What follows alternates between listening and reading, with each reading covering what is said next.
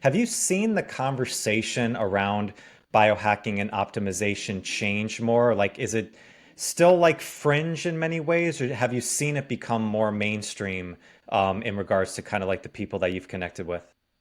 I would say I've seen it become more mainstream, and I think one of the most influential things in regards to that was actually when after the pandemic, where throughout that process, a lot of people came to the conclusion and awareness that if you were a healthy individual, you were less likely to be affected by Yeah. illness, basically. Yes. And I think that sparked a huge change in individual health and wellness.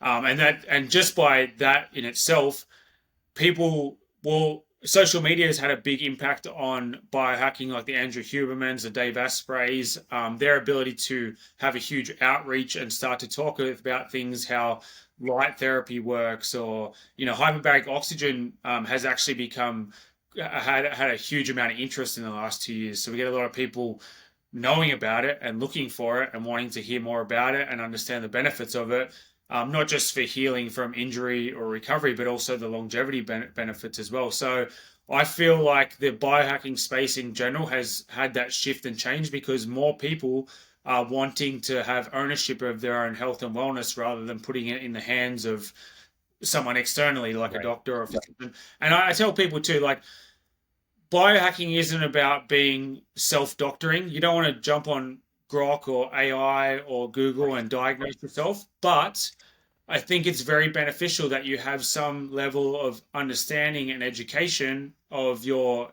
own health and wellness because when you go to a doctor, you want to be able to ask intelligent questions. And by having some basic understanding of what you know about yourself or what you've researched, it gives you a baseline of asking the right questions to understand if you're getting the right answers. Because we do live in a country where we have really great functional medicine doctors, and then on the other side, we just have big pharma reps dressed in Mhm. doctors' clothing. You know what I mean?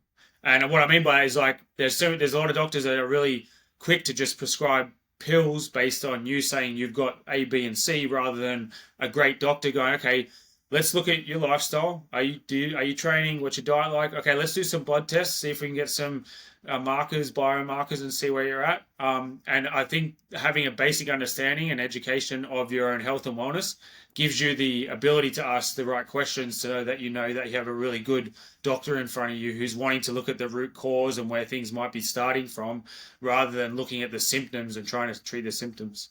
Yeah.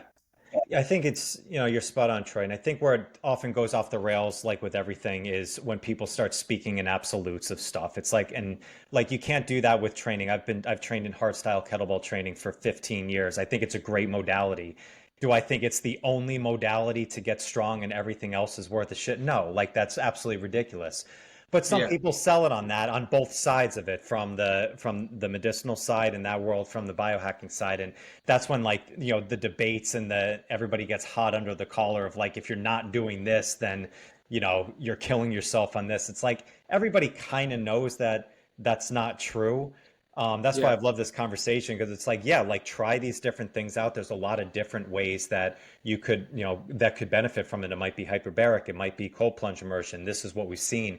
Now go give it a try and see how it benefits for you. But it's just another way of like we have to take control of our own health, from a coaching perspective, from an individual perspective, um, but also be surrounded by other people that are on a similar quest to you too. And that's what I think is interesting with your business, Troy, is you've kind of mentioned as like a biohacking social wellness club, which I Yeah. think the community feel. I see that from like from a gym. There's like yoga studios, like there's a camaraderie there